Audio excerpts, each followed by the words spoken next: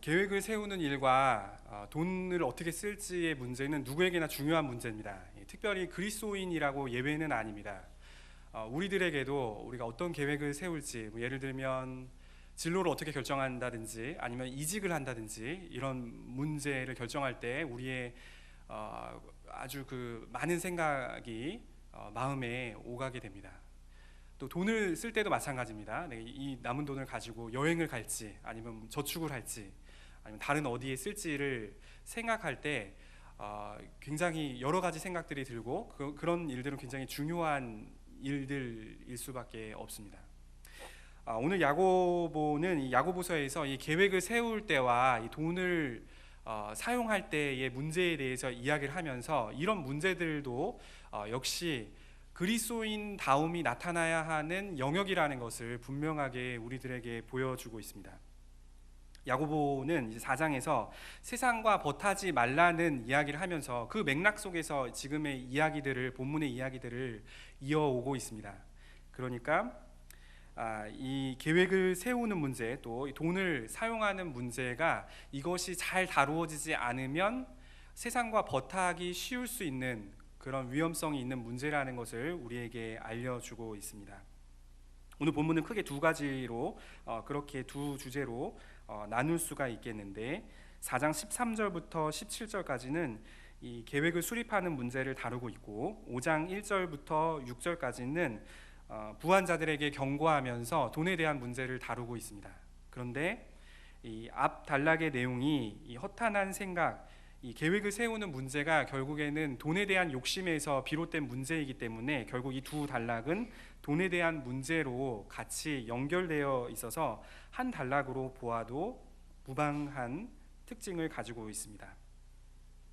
13절에서 야고보는 들으라라는 말로 이 문장을 시작하고 있습니다. 이것은 좀 무거운 경고의 성격입니다. 하나님의 경고를 말할 때 구약에서는 화 있을진저라고 해서 이렇게 심판의 메시지가 나올 때 그런 맥락에서의 단어를 사용하고 있습니다. 결코 가볍지 않다는 것을 알 수 있는데 너희 중에 말하기를 오늘이나 내일이나 우리가 어떤 도시에 가서 거기서 1년을 머물며 장사하여 이익을 보려고 하는 사람들에게 지금 이야기를 하고 있습니다.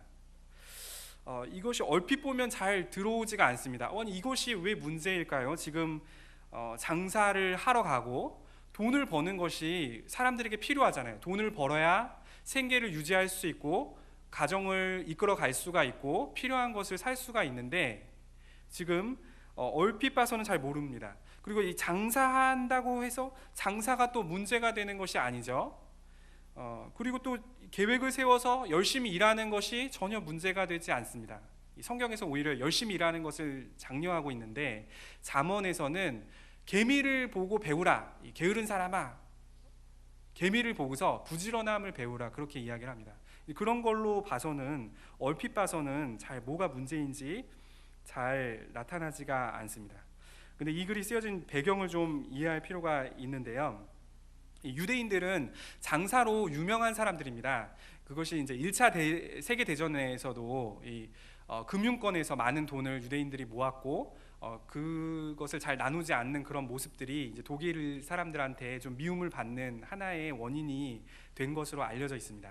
근데 이 옛날부터도 이 장사 수완이 참 좋았던 것 같습니다. 이 1세기 이 글이 쓰여진 1세기 경에도 이 북아프리카나 유럽의 몇몇 이 도시들을 중심으로 해서 상공업이 발달하게 되고 유대인들은 거기에서 활약을 하면서 큰 돈을 모으는 사람들이 있었습니다.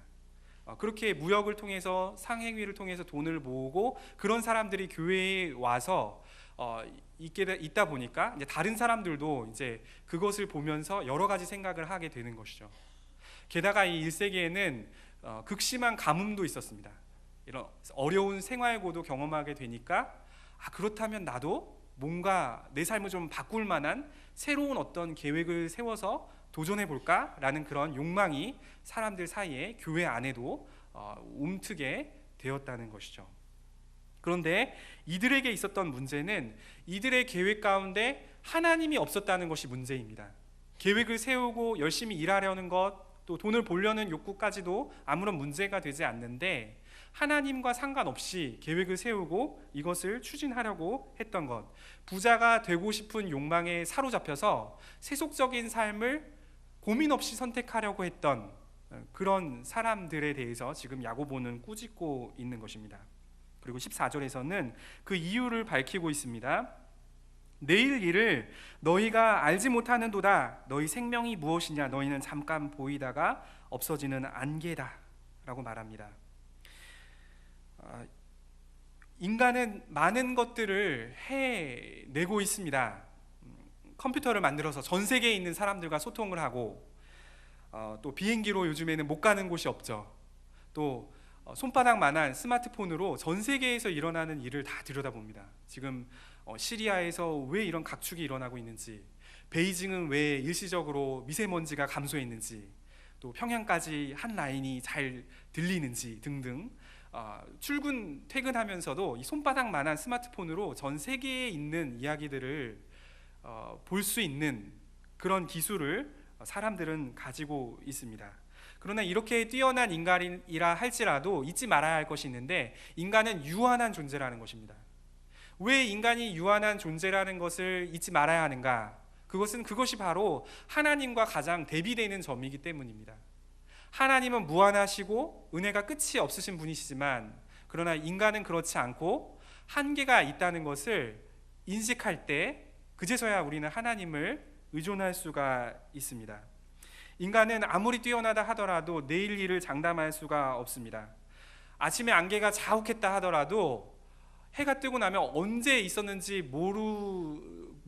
모르겠는 것처럼, 사라지는 것처럼 인간의 삶도 분명히 존재하지만 어느 때가 되면 사라지고 잊혀지고 맙니다. 인간은 연약한 존재입니다. 그렇기 때문에 계획을 세우는 일도 불확실할 수밖에 없습니다. 잠언 27장 1절 말씀을 함께 읽도록 하겠습니다. 너는 내일 일을 자랑하지 말라. 하루 동안에 무슨 일이 일어날는지 내가 알 수 없음이라. 이 잠언 말씀은 야고보의 생각과 정확히 일치하는 것 같습니다. 무슨 일이 일어날지 모르는 인간의 그 한계를 가진 존재이기 때문에 인간이 만들어낸 것을, 인간이 고안해낸 것을 의지하기보다는 하나님을 붙들고 하나님을 의지하는 것이 우리에게 절대적으로 필요합니다. 그러면 우리가 계획을 세울 때 무엇을 명심해야 할까요? 15절을 보면 야고보는 이렇게 이야기하고 있습니다. 너희가 도리어 말하기를 주의 뜻이면 우리가 살기도 하고 이것이나 저것을 하리라, 이렇게 말하라는 것입니다. 계획을 세울 때 주님의 뜻이면 하겠다라는 단서를 세우라는 것입니다. 여러분 한번 따라해 볼까요? 주님의 뜻이면 하겠습니다. 네, 우리가 계획을 세울 때 이 말을 기억했으면 좋겠습니다. 불확실한 미래를 살아가는 우리들은, 유한한 우리들은 확실한 미래를 가지고 계신 하나님을 바라보며 하나님의 뜻이면 이렇게 하기도 하고 저렇게 하기도 하고 살기도 하겠다고 고백할 줄 알면 좋겠습니다. 우리는 눈에 보이는 죄, 도둑질, 살인, 간음과 같은 죄는 큰 죄로 여깁니다. 그런데 우리 삶 속에서 하나님 없이 살아가는 것은 가벼운 죄로 생각하기 쉬울 때가 있습니다. 우리가 하나님을 예배하는 자리에 참석하고 또 하나님과 관련된 어떤 일들을 한다 하더라도, 만약에 우리의 삶이 하나님과는 절연된 아무런 관계가 없는 삶을 살아간다면 그 사람을 정말 하나님을 빛내는 그리스도인이라고 우리가 말을 할 수 있을까요? 그렇게 말하기는 쉽지 않을 것입니다. 우리 삶을 통해서 하나님이 빛나시기를 원한다면 우리의 삶에서 하나님을 인정하는 영역이 더 넓어져야 할 것입니다. 하나님을 인정하는 것은 생각보다 쉽지 않게 느껴질 수 있습니다. 일단 우리가 했던 일이 최선이 아닐 수 있다는 것을 인정해야 됩니다. 하나님의 뜻이면 이렇게 하겠다라는 말은 나의 생각이 틀릴 수도 있다. 일단 하나님 뜻을 우선으로 하기 때문에 내려놓을 수도 있고 멈출 수도 있다는 것을 전제합니다. 또 우리가 안 가본 길을 갈 수도 있기 때문에 마음의 부담이 될 수도 있습니다. 하나님께서 원하시기도 하면 가기도 하고 멈추기도 하려면 나에게 익숙하지 않은 방식, 또 잘 모르는 길이라도 때로는 순종함으로 따라가는 것이 필요할 때가 있습니다. 그렇기 때문에 우리의 삶의 구체적인 문제 속에서 하나님을 인정하는 것은 쉽지 않게 여겨질 수가 있습니다. 트랜스포메이션이라는 선교 영화가 있습니다. 전 세계 부흥의 현장을 다큐멘터리 형식으로 만들어서 제작한 영화입니다. 콜롬비아의 칼리라는 도시가 있는데 이 도시는 마약과 갱단들의 폭력으로 유명한 도시였습니다.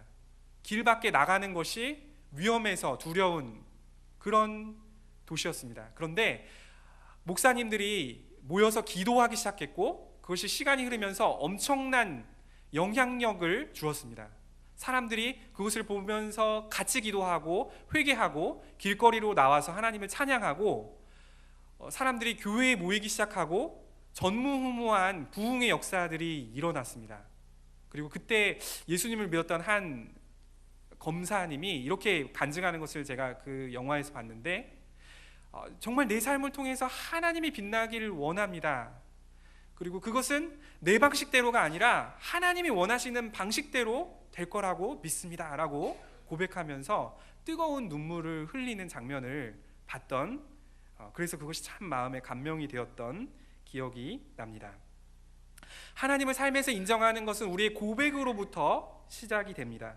그것은 하나님은 주인이시고 나는 아니라는 것입니다. 나를 통해 하나님께서 이루시고자 하는 일을 하나님께서 이루어 달라고 그렇게 고백을 하는 것입니다. 하나님 뜻이 무엇인지 알게 해달라고 기도하면서 민감하게 주의를 기울이고 하나님 뜻이라고 생각되는 것을 순종하면서 점점 더 하나님께 순종하는 삶을 갈 수 있습니다. 그리고 그렇게 될 때 마음이 평안하고 이런 것을 경험하는 사람은 더욱더 많은 영역을 하나님께 맡겨드리고자 하는 거룩한 열망이 더 커져가게 됩니다. 16절에서는 이 장사를 하려고 했던 사람들이 허탄한 자랑을 하려는 문제가 있었다는 것을 지적해 줍니다. 너희가 허탄한 자랑을 하니 그 자랑이 다 악한 것이라고 이야기합니다. 이 허탄한 자랑이라는 알레조네이아라는 단어는 이 허풍을 떠는 의사에 대한 이야기로부터 비롯된 단어입니다. 옛날에 실력이 없는 의사가 있었는데 이 마을에 가서 내가 저 마을에서 이런 사람, 다리 부러진 사람, 또 이렇게 상처가 깊은 사람, 이런 사람들을 고쳤다라고 이야기하고 또 다른 마을로 옮겨가서는 내가 이 전 마을에서는 이런 사람들을, 이 어렵고 죽어가는 사람들을 고쳤다라고 이렇게 허풍을 떨다가 그것이 들통이 나면서 생겨난 단어가 바로 이 허탄한 자랑이라는 단어입니다. 이 자랑이라는 것, 자기를 드러내고자 하는 것이 참으로 허탄하다는 것을 이야기해 주고 있는 단어입니다.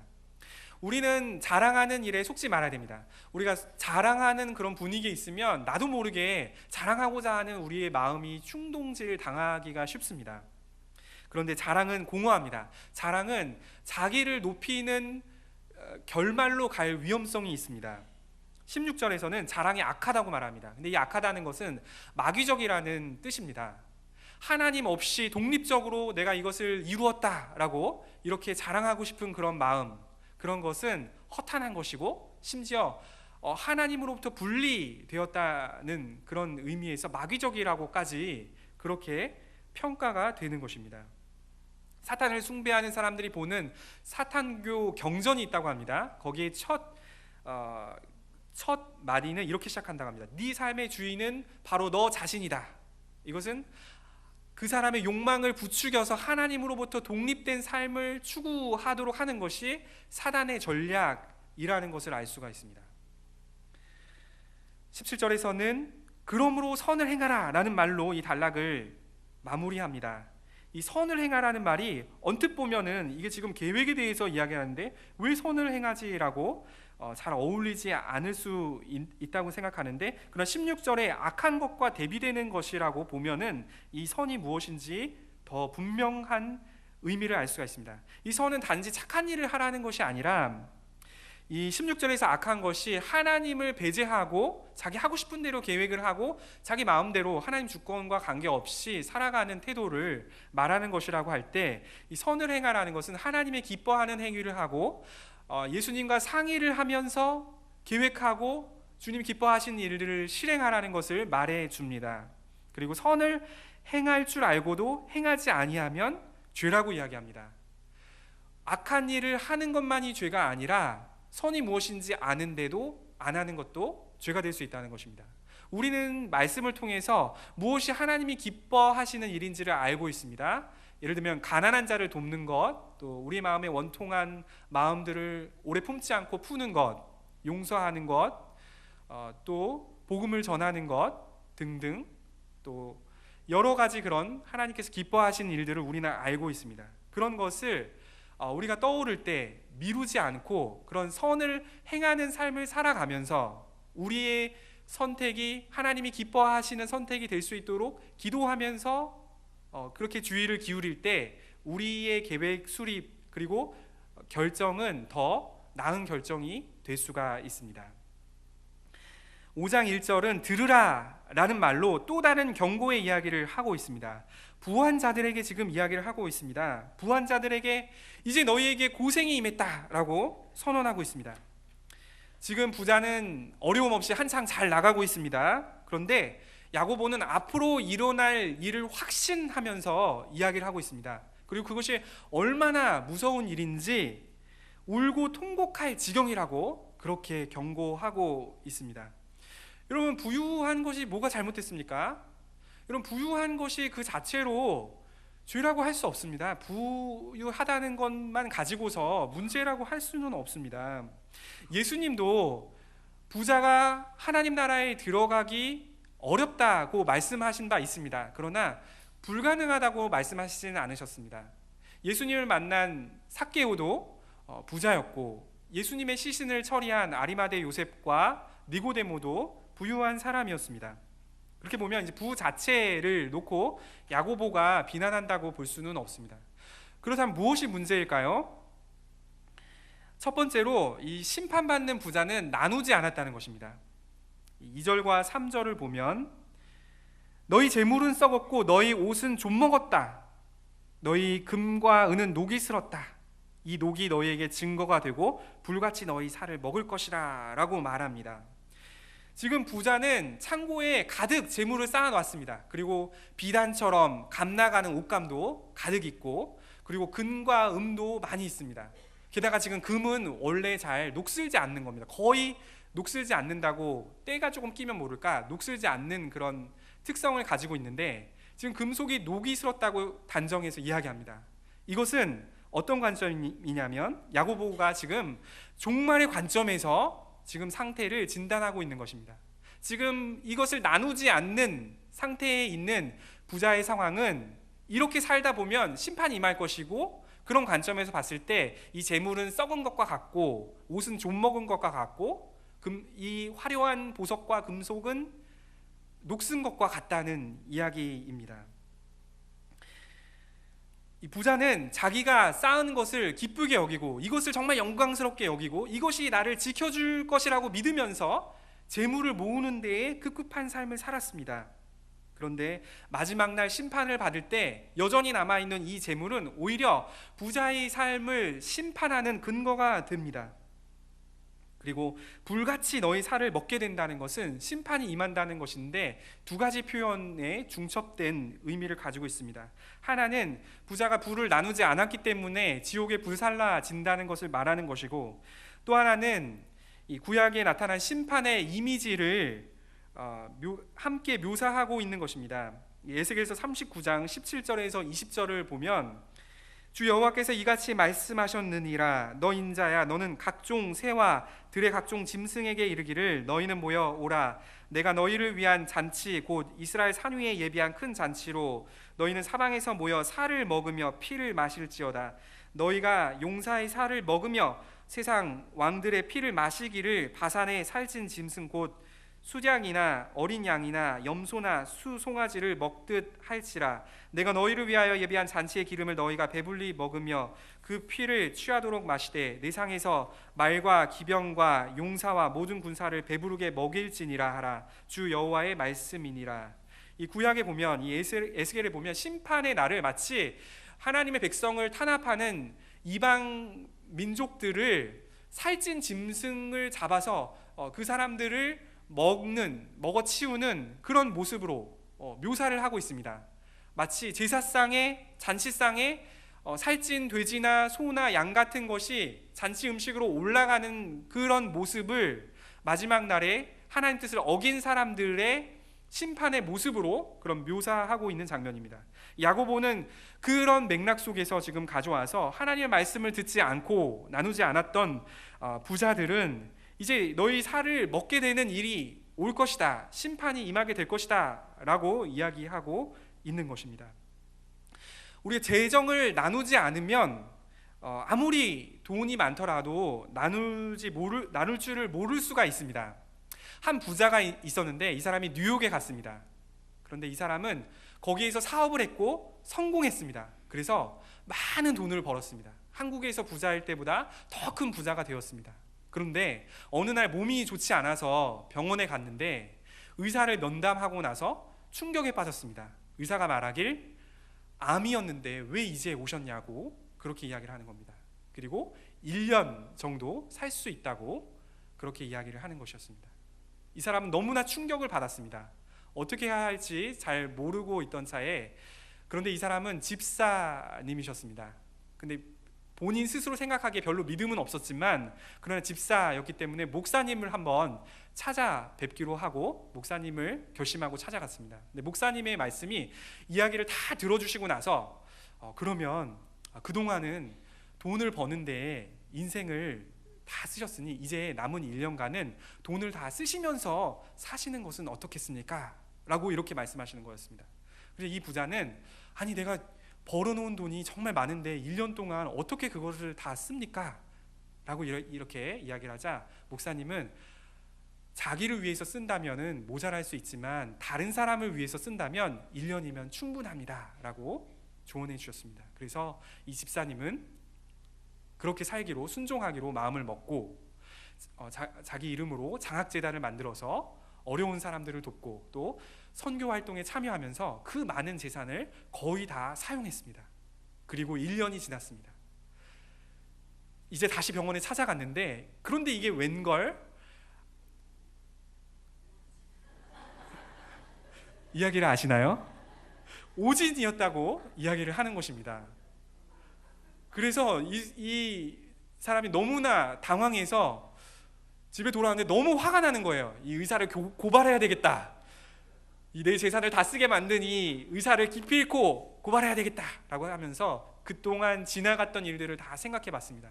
그동안 내가 돈을 벌기 위해서 얼마나 혈안이 되어서 죽도록 노력해 왔는가를 열심히 살았던 그런 모습을 생각해 보고 또 1년 동안 또 선교지에도 가고 또 가난한 사람들을 많이 도왔던 그런 일들을 생각해 보았는데 자기가 생각을 정리해 보면서 내린 결론은 최근에 1년간이 훨씬 더 행복했다는 것입니다.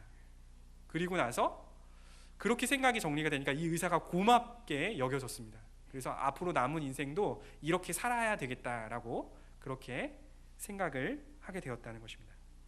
예상치 못하게 찾아온 불행이 삶을 바꾸어 놓았는데 결국에는 더 나은 삶이었다는 것입니다.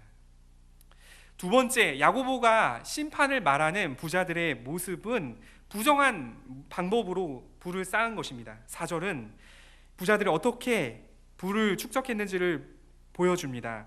보라, 너희 밭에서 추수한 품꾼에게 주지 아니한 삭시 소리 지르며 그 추수한 자의 우는 소리가 만군의 주의 귀에 들렸다고 이야기를 합니다.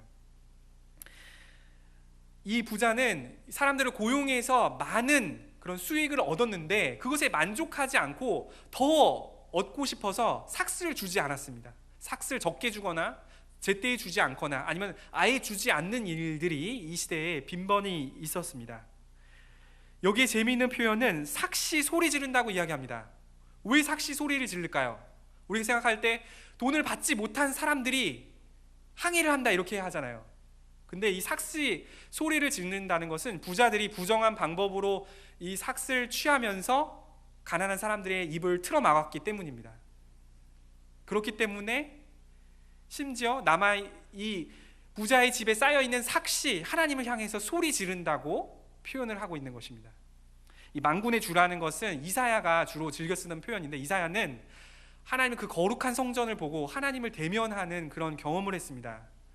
그리고 나서 하나님을 만군의 주라고 주로 표현하는데, 이사야서에 보면 주로 가난한 자를 압제하는 그런 나쁜 사람들을 심판하는 그런 내용으로 이 만군의 주라는 단어가 그런 맥락 속에서 많이 사용되고 있습니다. 그래서 본문에서도 이 정당한 삭스를 주지 않는 그런 자들에게 그 삭시, 그 만군의 주에게 직접 소리를 지른다라고 이야기를 하고 있습니다. 이 가난한 사람들은 밭을 빌리고 농기구를 빌려서 열심히 일했습니다. 그래서 그 이자를 감당하기도 쉽지가 않은데, 부자는 이미 많이 있으면서도 그것을 제때 주어서 그 가족이 먹고 살아갈 수 있도록 하는 일에 무관심했습니다. 그리고 이것은 명백히 하나님의 말씀, 율법을 어기는 일이었습니다. 신명기 24장 14절 15절을 함께 읽도록 하겠습니다. 공궁하고 비난한 품꾼은 너희 형제든지 내 땅 성문 안에 우거하는 객이든지 그를 학대하지 말며 그 품삯을 당일에 주고 해진 후까지 미루지 말라. 이는 그가 가난함으로 그 품삯을 간절히 바람이라. 그가 너를 여호와께 호소하지 않게 하라. 그렇지 않으면 그것이 내게 죄가 될 것임이라. 아멘. 이렇게 하나님께서는 부당한 방법으로 돈을 버는 것을 기뻐하지 않으십니다. 세 번째로 부자들이 심판을 받는 이유는 5절과 6절에 나와 있는 것처럼 사치하고 방종하였기 때문입니다. 너희가 땅에서 사치하고 방종하여 사륙의 날에 너희 마음을 살찌게 하였다. 너희는 의인을 정죄하고 죽였으나 그는 너희에게 대항하지 아니하였다라고 말합니다. 사치하다는 것은 속되고 아니라고 방종했다, 영혼의 힘을 파괴시키고 무력화시키는 그런 일들을 했다, 방종한 일은 방탕하게 살았다는 것을 말해줍니다. 이 사치하고 방종하지 말라는 것은 자기를 위해서 돈을 전혀 쓰지 말라는 말은 아닙니다. 우리는 우리의 행복을 위해서 돈을 떼어놓을 수 있고 또 미래를 위해서 저축할 수 있습니다. 이런 것은 문제가 되는 것은 아닙니다. 그런데 이 부자는 재물이 자기를 지켜주리라고 믿고 이 하나님의 뜻에 또 이웃의 필요에 무감각하며 자기가 돈을 쌓는 일에만 열중하며 삶을 살았다는 것입니다. 너희가 땅에서 사치하고 방종했다고 이야기하는데, 이 땅이라는 것은 하늘과 대비되는 장소입니다. 그리스도인은 하늘에 재물을 쌓아야 합니다. 그런데 이 사람들은 땅에 일시적으로 거주하는 땅에 재물을 쌓았습니다. 그리고 그 재물을 쌓는 일에 심취해서 도울 수 있었지만 어려움에 처한 사람들을 보며 무감각하고 돕지 않았습니다. 여기에 사륙의 날이라는 그 구약의 심판의 날의 메시지가, 이미지가 다시 등장합니다. 그 너희의 마음이 살찌게 되었다, 그런 탐욕과 그런 부를 추구하는 그런 마음, 욕망으로 무감각하게 살찌워진 그런 상태를 말합니다. 그리고 그 마음이 지나쳐서 6절에 보면 심지어 사람을 정죄하고 죽이기까지 했다고 이야기합니다. 이 정죄라는 단어는 법정에서 쓰이는 용어입니다. 그러니까 이 당시 어떤 일이 있었냐면, 부자는 가난한 사람을 법정에 세우고 그 사람을 유죄로 만들어서 자기가 착취하는 것을 정당하게 하고 심지어 그 누명을 씌워서 죽음에 이르게까지 했다, 그 저항할 수 없게까지 그렇게까지 했다는 것을 보여줍니다. 여기에 이 의인 가난한 사람은 대항하지 않습니다. 이 대항하지 않는 모습이 마치 예수님을 떠오르게 합니다. 아마 이 사람은 예수님을 드러내고자 하는 마음으로 살아갔던 사람인 것 같습니다. 가난하고 의지할 바는 없지만 하나님만을 의지하면서 하나님께 영광이 되는 뜻을 위해서 살아갔던 그런 사람인 것 같습니다. 부자는 이들의 목숨을 파리의 목숨처럼 여기고 그렇게 죽음에까지 이르게 했지만, 그러나 마지막 날에는 반대로 이 부자들이 사륙의 날에 잔치상에 오르는 짐승과 같이 처분되게 될 것입니다. 오늘 본문에서는 계획에 대한 이야기, 또 부에 대한 그런 야고보가 주는 지혜의 말씀을 들었습니다. 우리가 이것을 어떻게 우리의 것으로 받아들일 수 있을까요? 이 야고보가 들으라라는 말로 경고하고 있다는 걸 생각해 볼 때 우리는 반대로 생각하면 됩니다. 이들이 이 지탄받는 내용의 반대로 살아간다면 하나님을 기쁘게 하는 삶을 살 수 있을 것입니다. 계획을 세우는 데 있어서 너무 빨리 내가 하고자 하는 대로 결정을 내리고 추진하기보다는 예수님과 상의하는 것을 습관으로 가질 필요가 있습니다. 우리는 유한한 존재이기 때문에 미래를 절대적으로 확신할 수는 없습니다. 우리 삶 가운데 하나님을 기쁘시게 하는 것들을 해가며 또 우리의 삶이 주님을 기쁘시게 하는 삶으로 인도되기를 바라면서 그렇게 계획을 세워 나갈 때 하나님께서 기뻐하시는 그런 모습으로 살아갈 수 있을 것입니다. 부에 대해서도 우리는 우리의 마음대로 하고 싶은 마음이 너무 쉽게 빨리 자리를 차지할 수 있습니다. 그런데 부를 모으는 데만 너무 치중하지 않고 정당한 방법으로 부를 모으고 또 가난한 사람들을 돕는 일에 힘쓰고 또 사치나 방종하는 것을 경계한다면 하나님 나라를 드러내는 아름다운 삶의 모습을 가질 수 있을 것입니다. 함께 찬송가 314장 기도하신 후에 함께 기도하도록 하겠습니다.